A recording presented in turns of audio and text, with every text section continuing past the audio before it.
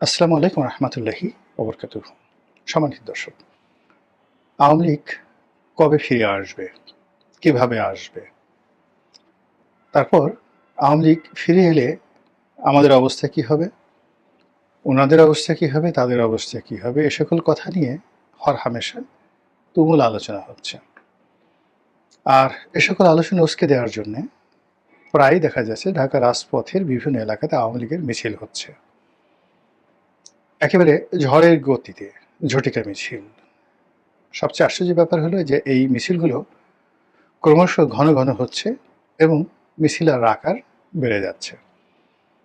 আজ থেকে ৩ মাস আগে যদি আপনি চিন্তা করেন, তাহলে গুলিস্তানে একটা মিছিল করতে যারা রাস্তায় নামতেন তাদের সংখ্যা ১০-১২ জনের বেশি ছিল না, এবং তাদের হাত পায়ের যে নড়াচড়া দেখলে মনে হতো তারা যথেষ্ট ভীত সন্ত্রস্ত এবং কম্পমান, এবং তাদের স্লোগান আসলে কোনো স্লোগানই ছিল না। অনেকটা একবার দুইবার করে জয় বাংলা বলতো বা জয় বঙ্গবন্ধু বলতো।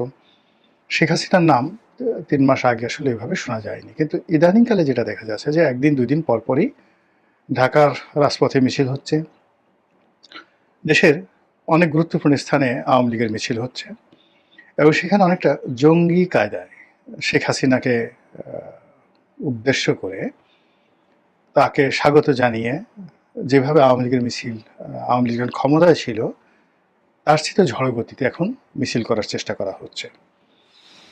এবং এই মিছিলটা হলো যারা করছে, কখনো মশাল জ্বালিয়ে রাতে করছে, কখনো দিনের বেলায় করছে, কখনো জনসমাবেশে করছে, এবং তারা প্রথম দিকে মুখে কাপড় দিত, মাস্ক পরতো, ইদানিং তারা ঠিক সেই মাস্কও পরছে না।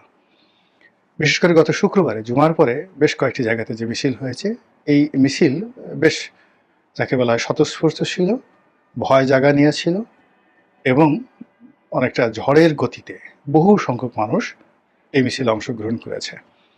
সেখানে যে সকল স্লোগান হয়েছে, ঠিক ৮০-র দশকে এরশাদ বিরোধী আন্দোলনের সময় মিছিলে যে স্লোগানের গতি ছিল, উত্তাপ ছিল, ঠিক ওইরকম একটা উত্তাপ ছড়ানোর চেষ্টা করা হচ্ছে। এখন এ সকল জিনিস কেন করা হচ্ছে? আওয়ামী লীগ কি খুব দ্রুত রাজনীতিতে ফিরে আসছে? শেখ হাসিনা কি বাংলাদেশে টুস করে ঢুকে পড়বেন?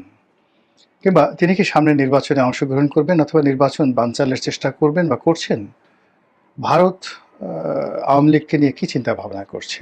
এই সকল বিষয় আমরা আসলে আলোচনা করতে চাচ্ছিলাম না।